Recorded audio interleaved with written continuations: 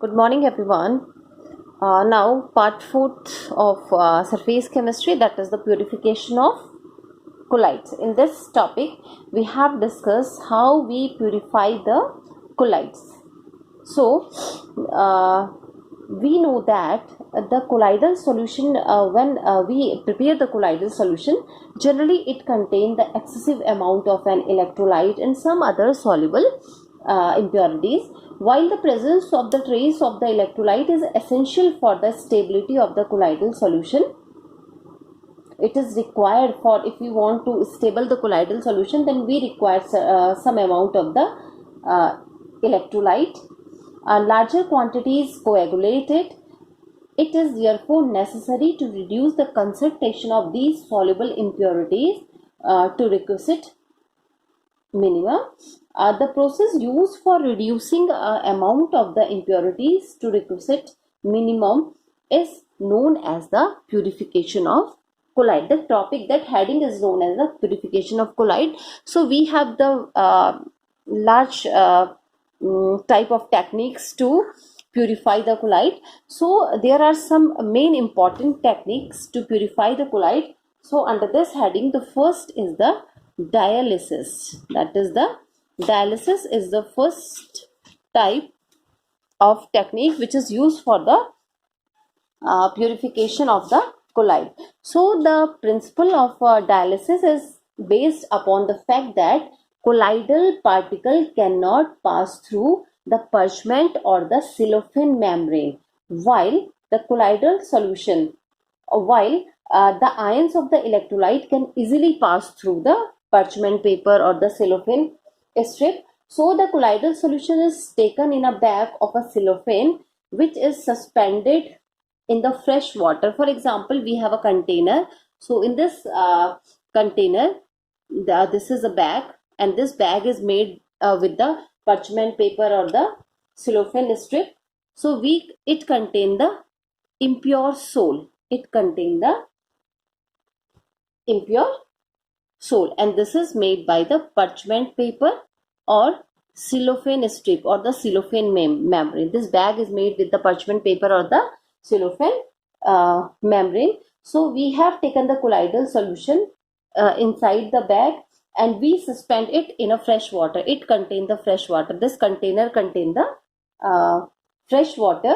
The impurity slowly diffuses out of the bag. The impurities which are present inside this bag, they slowly diffuses, they moves out of the bag, leaving behind the colloidal solution. And the colloidal solution which is present here, it is pure, and all the impurities are leaving from the cellophane membrane or the parchment paper or the parchment membrane.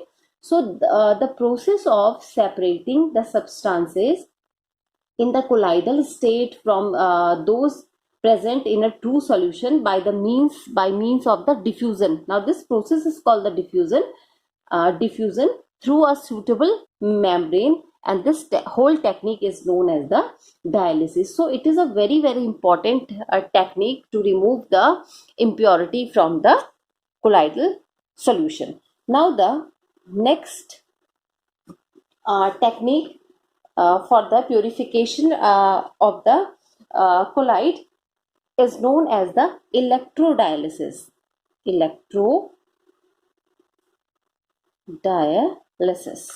The first technique is the dialysis. Now the second technique is the electrodialysis. The process of dialysis is quite slow. It is a very slow process. It can be made faster by applying the electric current. When we apply the electric current in this technique, so this process becomes faster if the dissolved substance in the impure colloidal solution is only an electrolyte. So the process is then named as the electrodialysis. We use the term electrodialysis because the here electric discharge or we apply the electric field in this process.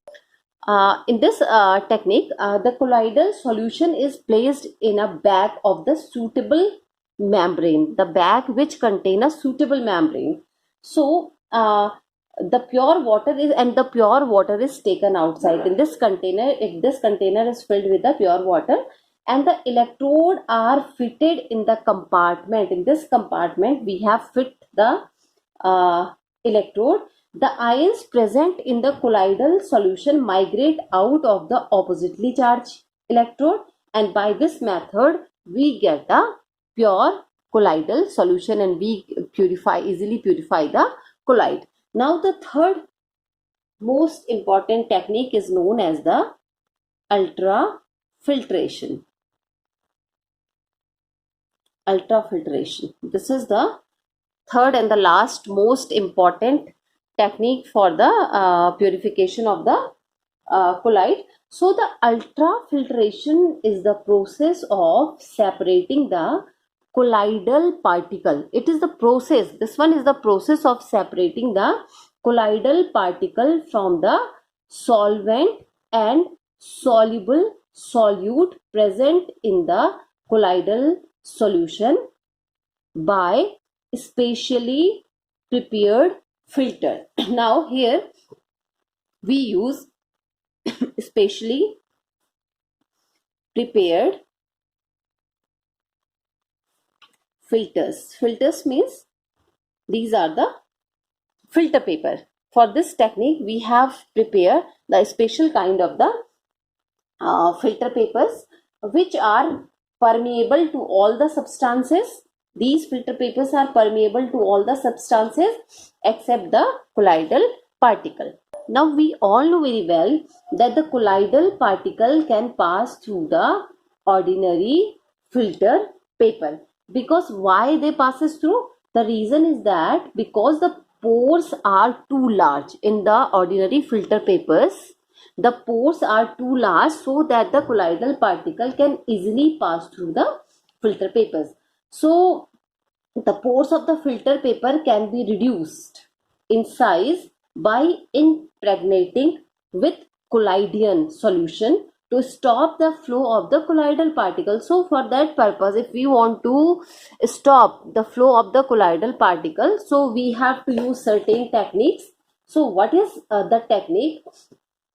The size of the pore can be reduced. Now in this ultrafiltration technique, the main topic is, the main focus is to reduce the size of the pore, or the pore which are present in the filter paper. So the size of the pore can be reduced by soaking the filter paper, the normal filter paper, in a solution of gelatin.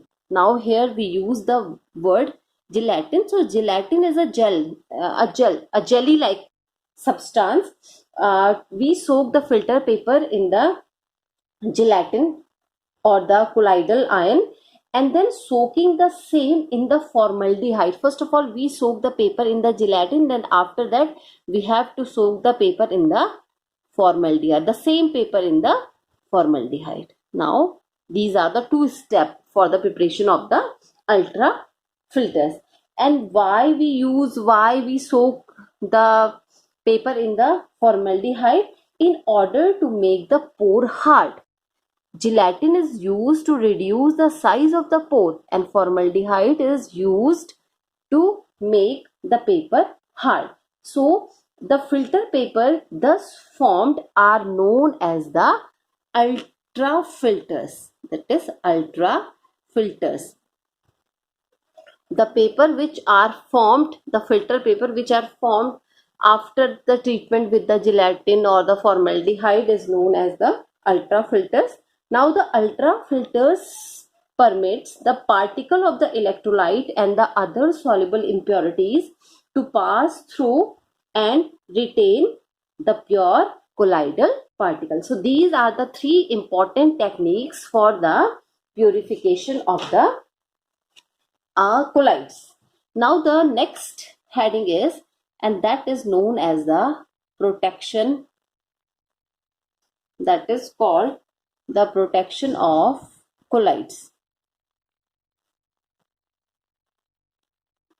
This is the next heading, protection of colloids. Protection of colloid means the process of protecting the lyophobic colloidal solution from precipitation. If we want to protect the lyophobic colloidal solution from the precipitation, so we have to add certain amount of electrolyte due to the addition of some lyophilic colloidal is called the protection. Now here the term, we use the term protection here. So lyophobic colloid can be protected from the precipitation by the electrolytes or by the addition of some lyophilic colloid, and that term is known as the protection. Now the colloid which is added to achieve such a protection, now the colloid which is added to achieve the protection is known as the protecting. It is known as the protecting or protective colloid. It is called the protecting or the protective colloid, and it is believed that the particle of the protecting colloid are adsorbed on the surface of the lyophobic sole, which is also known as the protected colloid. Protected colloid. Now there are two terms, one is the protecting colloid or the protective colloid, and another one is the protected colloid. Now in this process what exactly happened, that lyophilic colloid is added to lyophobic colloid. Lyophilic colloid is added to the lyophobic colloid. Now the colloid which is added to ensure the protection is known as the protecting or the protective colloid. So in here lyophilic is the protecting colloid or it is a protective colloid, and the second one is the lyophobic colloid, means the colloid which is protected from the precipitation. So it is a lyophobic colloid. Now it is observed that, for example, this is a lyophilic colloid. This is a lyophobic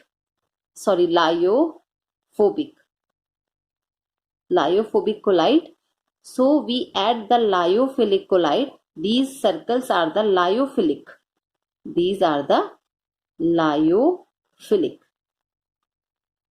This is the lyophobic colloid. This is the lyophobic colloid, and these circles are the lyophilic colloid. So it is assumed that the lyophilic colloid or the protecting colloid is adsorbed on the surface of the lyophobic colloid, and this topic is known as the protection of colloid. So in this topic we have protected the lyophobic colloid by the addition of the lyophilic colloid. Now the next topic is colloid around us. Now we have to see there are so many examples of colloids around us. The first example of the colloid around us is the blue color of the sky. When we observe the sky, we have seen the sky has a blue color. This is the observation. So exactly what happened? The dust particle along with water. The dust particle along with water suspended in the air. The water which is suspended in the air along with the dust particle scattered blue light. They scattered blue light which reaches our eye, and sky looks blue to us. So the first is blue color of sky. Now I think you all know very well why we observe the sky as a blue color, because the dust particle and the water vapors or water particle which are present in the air, they scatter the blue color light which reaches our eyes, and we feel that it is observed that the sky looks the blue in color. Now the next colloid, next example of colloid is, that is food articles. This is the next example. So food article means butter or milk, ice cream, and the juices, all the type of the fruit juices are the colloids in one form or the other. They are example of the colloid which are present near us. And the third very important example of the colloid is blood. Our blood is also a colloidal solution. It is also a colloid. So it is a colloidal solution of an albuminoid substances. The cyclic action of the alum and the ferric chloride solution is due to the coagulation of the blood, forming the clot which stop the further bleeding. Actually, when we have any cut or wound, and when we apply the ferric chloride or the alum, so it is feel that the blood stops flowing. Why it is stops flowing? Because it is coagulated. Blood is coagulated when we apply the piece of the alum or the ferric chloride solution. So it is also a very good example of the colloid. Now the next topic is applications. Let us discuss about the application of colloids. So there are so many applications of the colloids. So the one of the important application of the colloid is the purification of drinking water. That is purification of drinking water. This is the example of the this is the application of the colloid. The water obtained from the natural resources. We get the water is a natural resource. So the water obtained from the natural resources, it contains the various impurities. So alum is added. The alum is a fitkari. So the alum is added to such a water to coagulate the suspended impurities. If we want to coagulate the impurities which are present in the water, so we have to add a small amount of alum in it and make the water fit for the drinking purpose. When the impurities are settled down or precipitated, so we get a water which is drinkable water. So this is the one of the application of the colloid. Now the second application of the colloid is the medicines. So there are various medicines which are a very good example of the colloid, which are present in the form of a colloidal solution. So most of the medicine are colloidal in nature. So many medicine are there. So many eye lotions are there, or colloidal. One disease is a Kala Ajar. So it is cured by the colloidal antimony. Colloidal antimony is used to cure the Kala Ajar, and the colloidal gold is used for the intramuscular injections. And one of the very good example is the milk of magnesia. That is the medicine which are used as a antacid. It is also for the stomach disorder. It is also example of colloid. And the colloidal medicines are more effective in comparison to the tablets and etc. The colloidal medicines are the more effective. And why they are effective? Because they have the large surface area. If in the form of the colloidal solution, the surface area is increases. So they have a large surface area, and therefore easily assimilated. They are easily assimilated. So the medicines which are in the form of the colloidal solution, they are the very good application of the colloidal solution. Now the third one is the rubber industry.